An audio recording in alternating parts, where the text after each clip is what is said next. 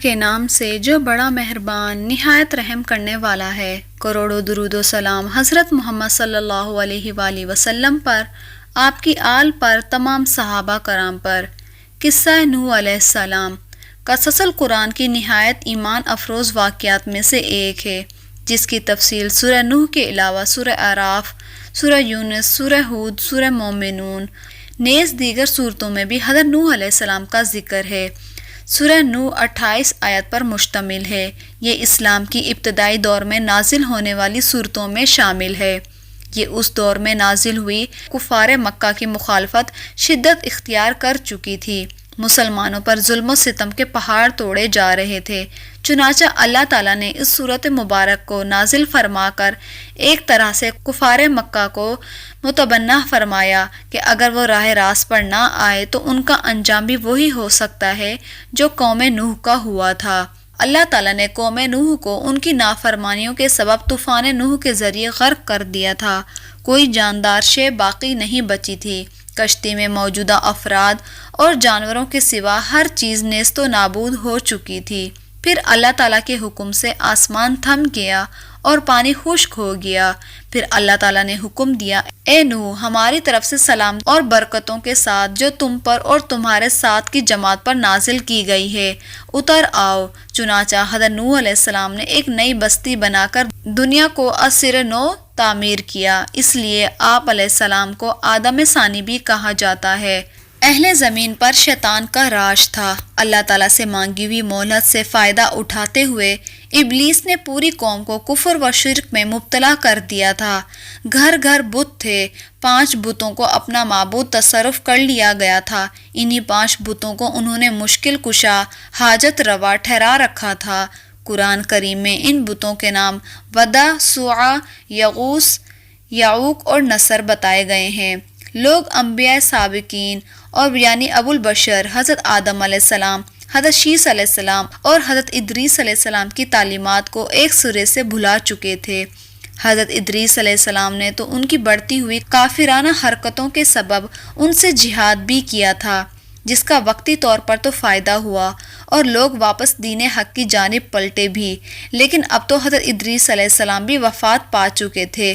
اولاد آدم کی نافرمانیوں اور شیطان کی مکاریوں و عیاریوں نے کرۂ ارض کو کفر و شرک، برائی اور بے حیائی کی غلاظتوں سے بھر دیا تھا۔ ابلیس اپنی کارکردگیوں پر بہت خوش تھا۔ ادھر آسمانوں میں فرشتے اہل زمین کی حالت اور شیطان کی کامیابی اور اس کے مکر و فریب پر حیران بھی تھے اور پریشان بھی۔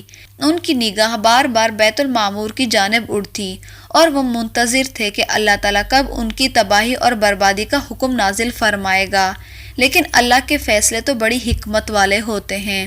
اللہ تعالیٰ کا دستور ہے کہ جب اس کی نافرمانیاں اپنی انتہا کو پہنچ جاتی ہیں تو وہ نبی مبعوث فرماتے ہیں۔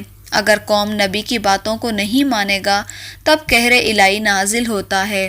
چنانچہ اللہ تعالیٰ نے اس قوم میں بھی ایک نیک شخص حضرت نوح علیہ السلام کو نبوت کے جلیل قدر منصب پر فائز فرمایا۔ قرآن کریم میں ارشاد ہے کہ ہم نے نوح کو ان کی قوم کی طرف نبی بنا کر بھیجا۔ انہوں نے ان سے کہا، میں تم کو کھول کھول کر ڈر سنانے اور پیغام پہنچانے آیا ہوں۔ اللہ کے سوا کسی کی عبادت نہ کرو۔ اگر تم اسی طرح کفر اور شرک میں مبتلا رہے تو مجھے ڈر ہے کہ تم کسی سخت عذاب الہی میں مبتلا نہ ہو جاؤ۔ لیکن قوم نے ان کی ہدایت کو حقارت سے ٹھکرا دیا۔ حضرت عبداللہ بن عباس سے روایت ہے کہ اللہ تعالیٰ نے حضرت نوح علیہ السلام کو 40 برس کی عمر میں نبوت عطا فرمائی۔ طوفان سے پہلے آپ علیہ السلام مسلسل 9.5 برس تک اپنی قوم کو وعظ و تبلیغ کرتے رہے۔ قرآن کریم میں اللہ تعالیٰ نے ارشاد فرمایا، ہم نے نوح کو ان کی قوم کی طرف بھیجا تو وہ ان میں 50 برس کم 1000 برس رہے۔ یوں قرآنی تصریح کے مطابق ان کی عمر 950 برس ہوئی۔ حضرت نوح علیہ السلام طویل عرصے تک دین تبلیغ میں مصروف رہے، لیکن اس کے باوجود بھی اپنی قوم بے راہ روی پر بڑے دل گرفتار رہتے تھے۔ ان کی قوم انہیں طرح طرح کی اذیتیں دیتی، ان پر مصائب کے پہاڑ ڈھاتی، لیکن وہ صبر کرتے اور ان کے لیے دعائے خیر کرتے۔ حضرت ابن عباس سے روایت ہے کہ نبی پاک صلی اللہ علیہ وآلہ وسلم نے فرمایا کہ کسی نبی کو اپنی قوم کے ہاتھوں اتنی تکلیف اور اذیت نہیں پہنچی جتنی حضرت نوح علیہ السلام کو اپنی قوم کے ہاتھوں برداشت کرنی پڑی۔ کافر ان کو ڈراتے دھمکاتے اور تبلیغ سے باز رکھنے کے لیے انہیں مارتے اور وہ بے ہوش ہو جاتے، کبھی ان کے گلے میں پھندا ڈال کر بازاروں میں گھسیٹتے پھرتے۔ حضرت ابن عباس سے روایت ہے کہ ان کی قوم انہیں اتنا مارتی تھی کہ وہ گر جاتے تو ان کو کمبل میں لپیٹ کر کسی مکان یا ویرانے میں ڈال دیتے اور سمجھتے تھے کہ وہ انتقال کر گئے ہیں، مگر بھی جب ان کو ہوش آتا تو وہ دوبارہ اپنی قوم کو راہ حق کی طرف بلانے میں مصروف ہو جاتے۔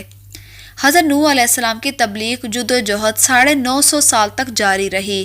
رات کی تنہائیوں میں آنسو کے سمندر کے دوران اپنے رب سے قوم کے لیے دعائیں کرتے کہ اے میرے پروردگار، میری قوم نادان ہے، ناسمجھ ہے، انہیں معاف کر دے۔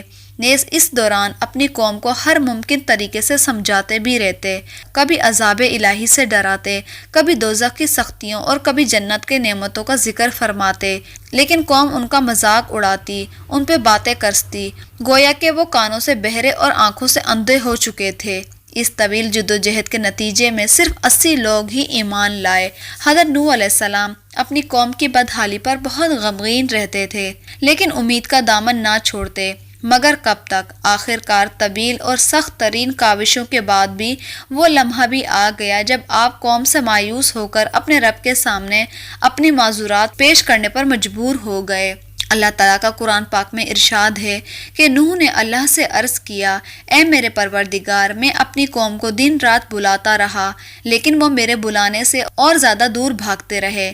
میں نے جب کبھی انہیں تیری بخشش کی طرف بلایا تو یہ اپنے کانوں میں انگلیاں ڈال لیتے اور اپنے چہروں کو کپڑوں سے چھپا لیتے تھے، ضد اور تکبر اور غرور کرتے۔ میں نے ان کو اعلانیہ، خفیہ، غرض ہر طرح سے سمجھایا اور کہا کہ اپنے پروردگار سے معافی مانگ لو، وہ بڑا معاف کرنے والا ہے، وہ تم پر آسمان سے پانی برسائے گا، تمہارے مال اور اولاد میں ترقی دے گا، تمہیں باغ عطا کرے گا، تمہارے لیے نہریں بہا دے گا۔ آخر تم کو کیا ہوا ہے کہ تم اللہ کی عظمت کا اعتقاد نہیں رکھتے، حالانکہ اس نے تم کو کئی طرح سے بنایا ہے؟ کیا تم دیکھتے نہیں کہ اللہ نے کس طرح سے 7 آسمان اوپر تلے بنائے ہیں، ان میں چاند کو خوب چمکایا ہے، سورج کو چراغ جیسا بنایا ہے۔ اللہ نے تم کو زمین میں ایک خاص طریقے سے پیدا کیا ہے، پھر وہ تمہیں اس زمین میں واپس لے کے جائے گا اور اسی سے واپس تم کو نکال کھڑا کرے گا، اور اللہ نے زمین کو تمہارے لیے فرش کی طرح بچھا دیا ہے تاکہ تم اس کے اندر کھلے راستوں میں چلتے رہو۔ نوح علیہ السلام نے کہا، میرے رب، انہوں نے میری بات کو رد کر دیا ہے اور ان رئیسوں کی پیروی کی ہے جو مال اور اولاد پا کر زیادہ نامراد ہوئے ہیں۔ ان لوگوں نے بڑا بھاری مکر کا جال پھیلا رکھا ہے اور انہوں نے کہا کہ اپنے معبودوں کو ہرگز نہیں ہم چھوڑیں گے اور ہم انہیں کبھی ترک نہیں کریں گے، اور انہوں نے بہت لوگوں کو گمراہ کیا ہوا ہے، اور تو بھی ان ظالموں کو گمراہی کے سوا کسی چیز میں ترقی نہ دے۔ آخر وہ اپنے گناہوں کے سبب ہی غرق کر دیے گئے، پھر آگ میں ڈال دیے گئے، تو انہوں نے اللہ کے سوا کسی کو اپنا مددگار نہ پایا۔ نوح علیہ السلام نے دعا کی، اے میرے پروردگار، کسی کافر کو روئے زمین پر بسنے والا نہ چھوڑ، اگر تو نے ان کو چھوڑ دیا تو یہ تیرے بندوں کو گمراہ کر دیں گے، اور ان کی نسل سے جو بھی پیدا ہوگا وہ بھی بدکار اور سخت کافر ہی ہوگا۔ اے میرے پروردگار، مجھ کو اور میرے والدین کو، ہر اس شخص کو جو میرے گھر میں مومن کی حیثیت سے داخل ہوا ہے، سب مومن مردوں اور مومن عورتوں کو معاف فرما دے اور ظالموں کے لیے اور زیادہ تباہی بڑھا دے۔ حضرت نوح علیہ السلام کا باقی ذکر ہم نئی آنے والی ویڈیو میں کریں گے۔ امید ہے کہ آپ کو یہ ویڈیو پسند آئی ہوگی۔ پسند آنے کی صورت میں اس ویڈیو کو لائک، شیئر اور چینل کو سبسکرائب کریں۔ جزاک اللہ۔